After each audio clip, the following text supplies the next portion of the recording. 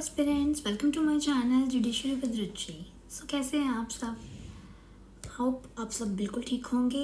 And before continuing I would like to advise all of you कि please अपनी preparation करते रहिए। GK अपनी डेली पढ़ें, कोई भी एक टॉपिक उठा लें, आप प्रतियोगिता दर्पण से पढ़ें या किसी न्यूज़पेपर से पढ़ें या कोई आपने ऐप डाउनलोड कर रखी है उधर से लें, लेकिन ज़रूर जीके से डेली अपना थोड़ा पार्ट करते चलिए। साथ साथ इंग्लिश भी कीजिए बिकॉज इट्स वेरी इंपॉर्टेंट। आप वोकैब पे ध्यान दीजिए, आंसर राइटिंग की प्रैक्टिस कीजिए, एसेस की प्रैक्टिस कीजिए। So this is how your judicial preparation must be going on. So next हम करने वाले हैं अब।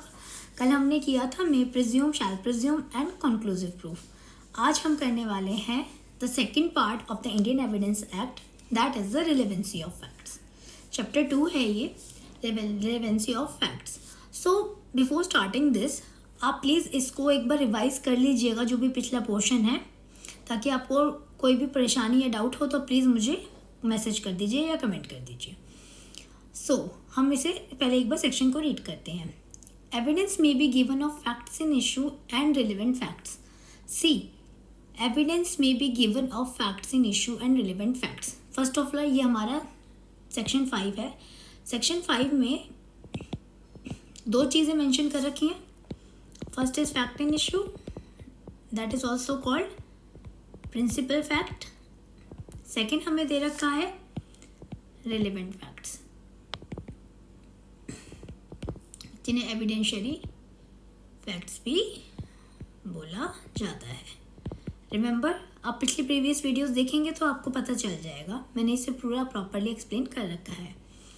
सो फैक्ट इन इशू जो हमारा प्रिंसिपल फैक्ट है, आप उसके एविडेंस दे सकते हैं और आप रिलेवेंट फैक्ट के एविडेंस दे सकते हैं according to section number 5। Now evidence may be given in any suit और प्रोसीडिंग, किसी भी सूट में, किसी भी प्रोसीडिंग में, of the existence of the non existence of every fact in issue. ठीक है, यहाँ पे और है एग्जिस्टेंस हो, existence means it's positive, non existence means negative. ठीक है, कोई भी ऐसा फैक्ट इन इशू का एग्जिस्टेंस या उसका नॉन एग्जिस्टेंस है, उससे रिलेटेड आप एविडेंसेस दे सकते हैं। और कोई भी ऐसा फैक्ट जो कि इसके बाद सेक्शन नंबर 6 से लेके 55 के अंदर रिलेवेंट किया गया है, उनके आप एविडेंसेस दे सकते हैं। And of no others, here word no others is very important, क्योंकि ये आप पे एक रिस्ट्रिक्शन लगा रहा है कि आप इनके तो एविडेंसेस दे सकते हैं, लेकिन और किसी चीज़ के, चाहे वो रिलेवेंसी आपके अकॉर्डिंग लॉजिकली रिलेवेंट हो रहे हैं, लेकिन अगर वो आप इनकी कैटेगरी में फॉल नहीं करा रहे 6 से लेकर 55 के सेक्शन में, तो वो रिलेवेंट फैक्ट्स जो हैं वो नहीं माने जाएंगे। ठीक है, उनके अब एविडेंसेस नहीं दे सकते। This is about the evidence section number 5। सो इसको थोड़ा ब्रॉडली समझते हैं कि पहली तो ये बात कर रहा है दो चीज़ों की, एक तो एग्जिस्टेंस की और नॉन एग्जिस्टेंस की, एज वी डिस्कस्ड, और दूसरी ये बात कर रहा है फैक्ट इन इशू की और सम अदर रिलेवेंट फैक्ट्स की। ये दूसरी बात हो गई। तो जनरली स्पीकिंग अगर हम देखते हैं तो कौन से फैक्ट्स रिलेवेंट होते हैं? बेसिकली कोलेटरल जो फैक्ट्स होते हैं, कोलेटरल मतलब कुछ ऐसे connected facts fact in issue से जो कि आपको बता रहे हैं, जो कि आपको एक प्रिजम्पशन ड्रॉ करने में हेल्प कर रहे हैं। कोई भी प्रिजम्पशन आप रेज कर पा रहे हैं, कोई भी आप रीजनेबल इन्फ्रेंस ड्रॉ कर पा रहे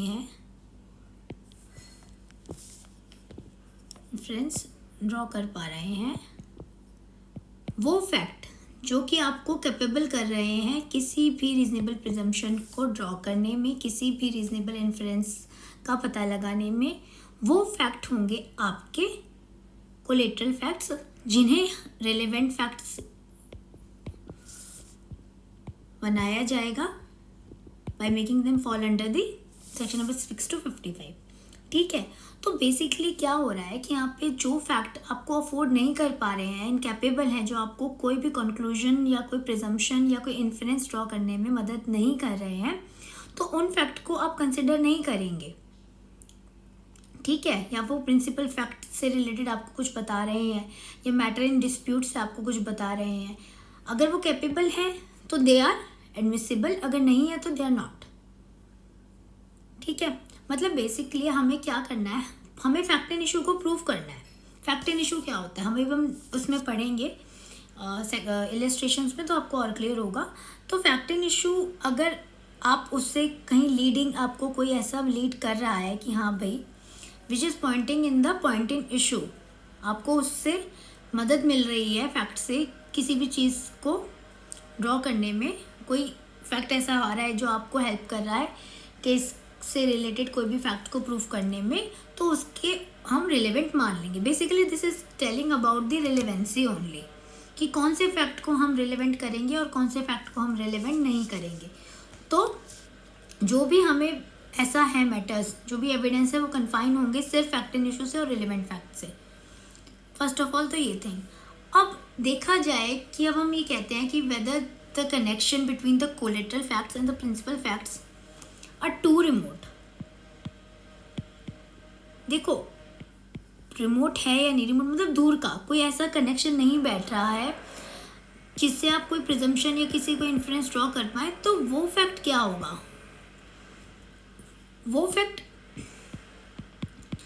रिलेवेंट तो होगा। ऐसा नहीं है कि रिलेवेंट नहीं होगा, अगर वो कहीं ना कहीं आपको इन्फ्लुएंस ड्रॉ करने में हेल्प कर रहा है तो रिलेवेंट तो फिर भी होगा, लेकिन एडमिसिबिलिटी वो आएगी आपकी जज के थ्रू। जज देखेगा कि हाँ भाई ये एविडेंस जो आप दे रहे हैं ये रिलेवेंट माना जाएगा या नहीं माना जाएगा। This is about up to the court,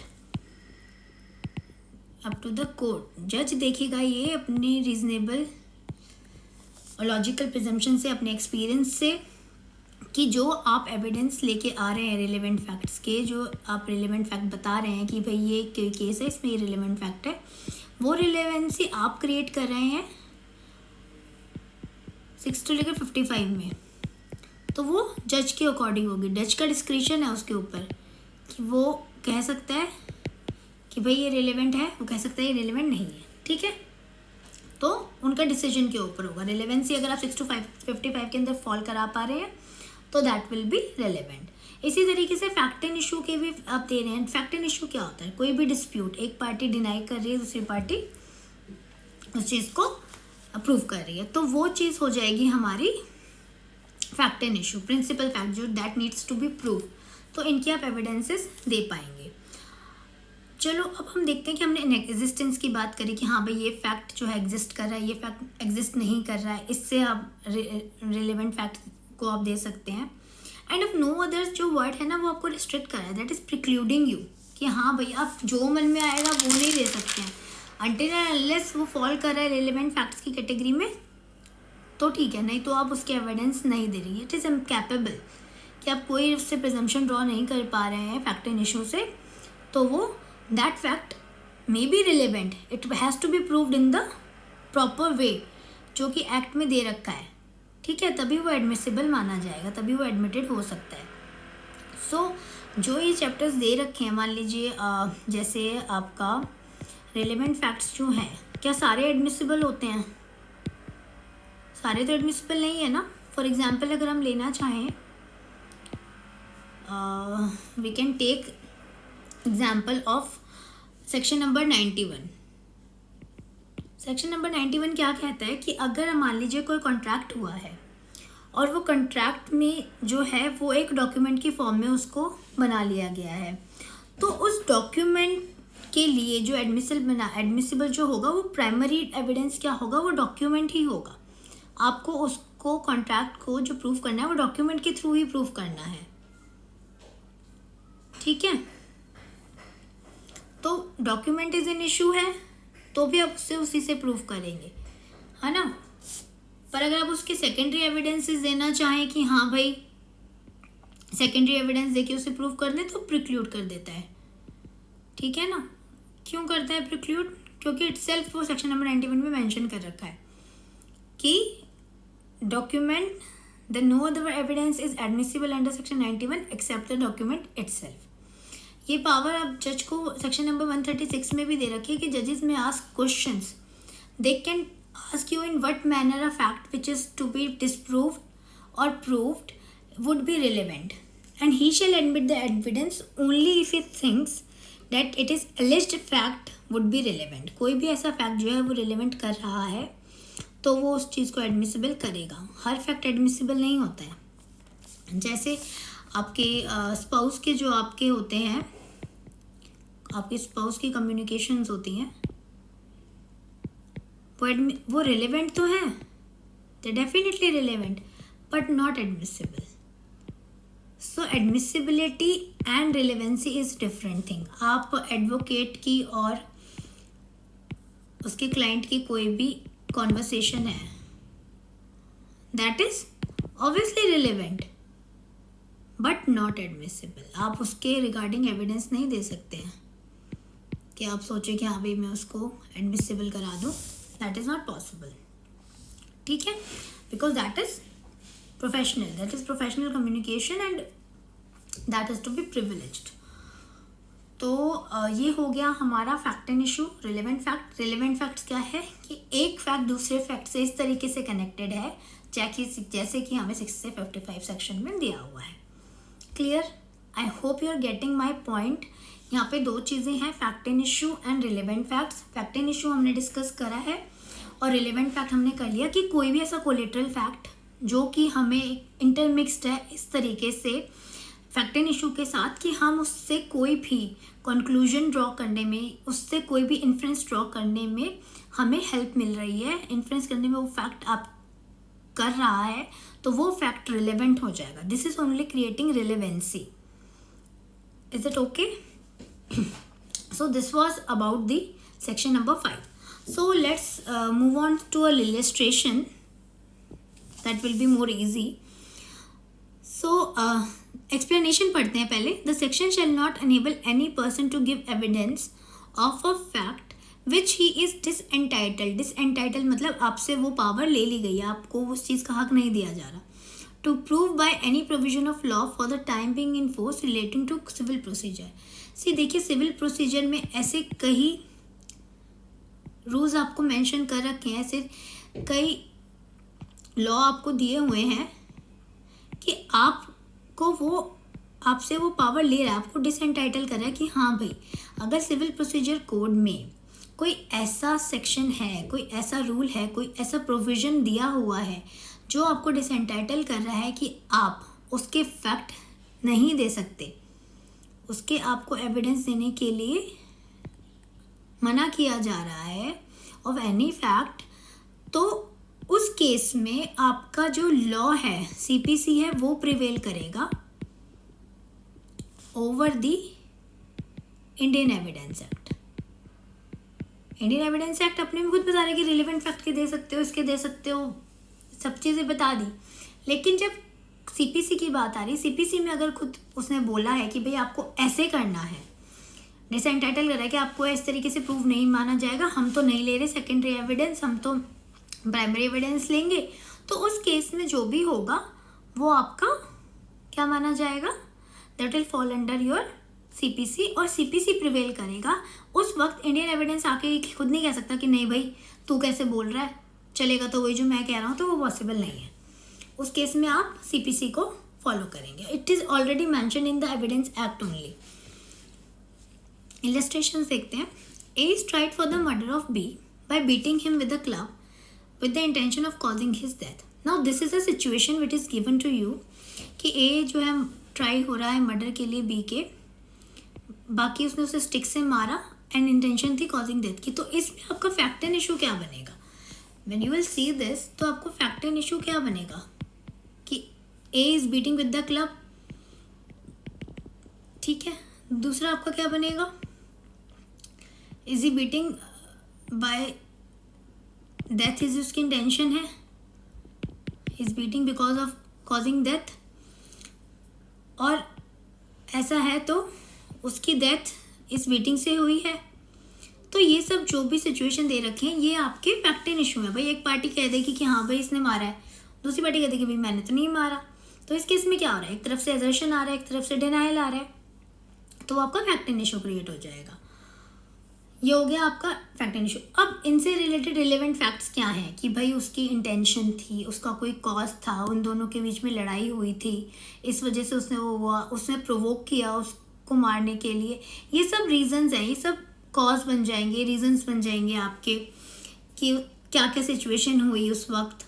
तो वो सब जो है आपके रिलेवेंट फैक्ट होंगे जिनसे आप वो प्रूफ करेंगे, फैक्ट एंड इशू को प्रूव करेंगे और इनके आप एविडेंसेस दे सकते हैं। ठीक है, और ये आपके रिलेवेंसी की डेफिनेशन में आ जाएंगी। हाँ भाई ये सब रिलेवेंट है, आप एविडेंस इनके दे सकते हैं। Evidence act is hovering around this section, this very section.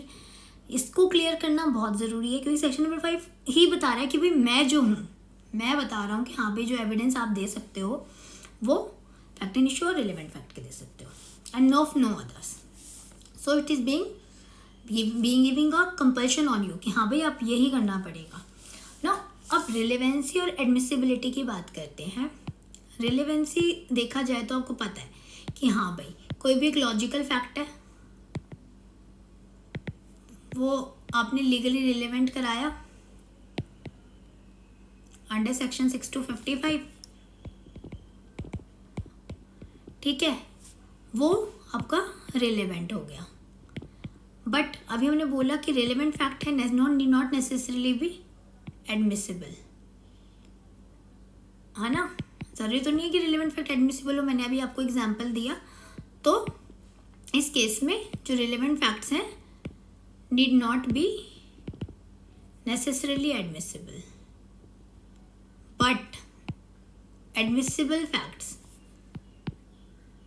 Admissible क्या है, वो तो जज की उस पर है कि हाँ एडमिसिबल हो रहा है, ये आपको लॉ प्रोवाइड कर रहा है। रिलेवेंसी जो है वो एक लॉजिकल रीजनिंग के ऊपर बेस्ड होती है, आपके एक्सपीरियंस, आपकी लॉजिकल रीजनिंग क्या है, उन सब चीज़ों के ऊपर बेस्ड होती है कि कितनी प्रोबेबिलिटी है, कितने चांसेस हैं एक फैक्ट के एग्जिस्ट और नॉन एग्जिस्टेंस में, उस चीज़ के ऊपर आपकी रिलेवेंसी बेस्ड होती है। एडमिसिबिलिटी आपके लॉजिक्स पे बेस्ड नहीं होती है। These are the strict rules of law, ये रूल्स ऑफ लॉ हैं जो कि प्रोवाइडेड हैं, इनके थ्रू ही आपको एडमिसिबिलिटी देखनी है। ठीक है, नाउ अब जो है सेक्शन नंबर 56 तक में जो है उसके बाद जो भी दे रखा है वो आपको एडमिसिबिलिटी का बारे बता रहा है कि आपको कोई भी चीज़ कैसे प्रूव करनी है, how to prove them. Relevant facts और वो तो बता दिया, पर उनको प्रूव करने के मेथड्स और मोड्स तो बताने पड़ेंगे ना।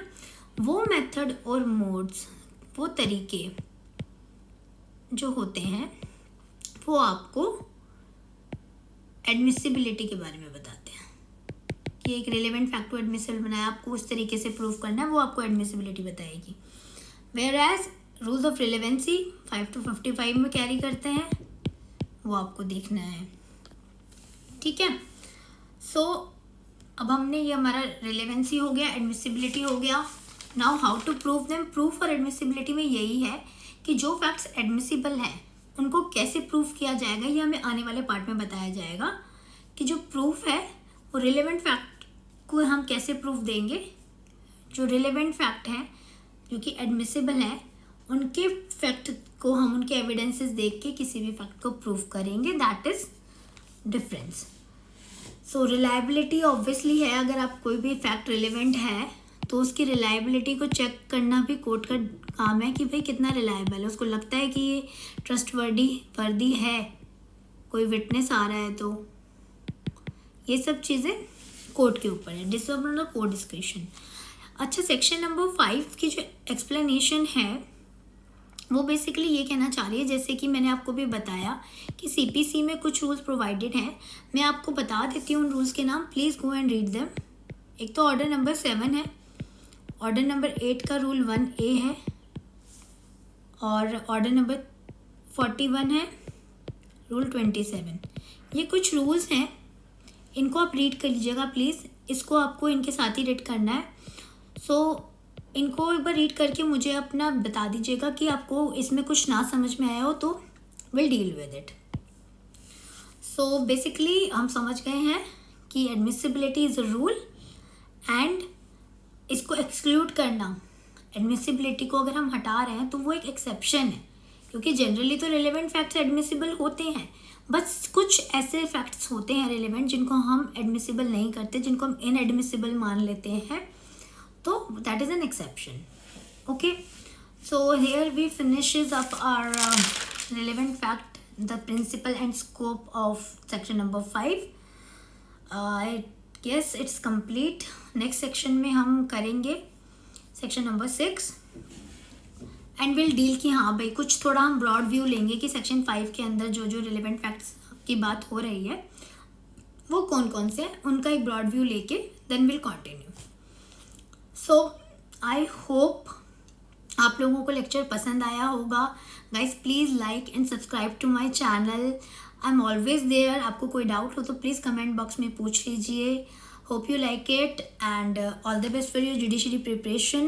Take care. Bye bye. See you tomorrow.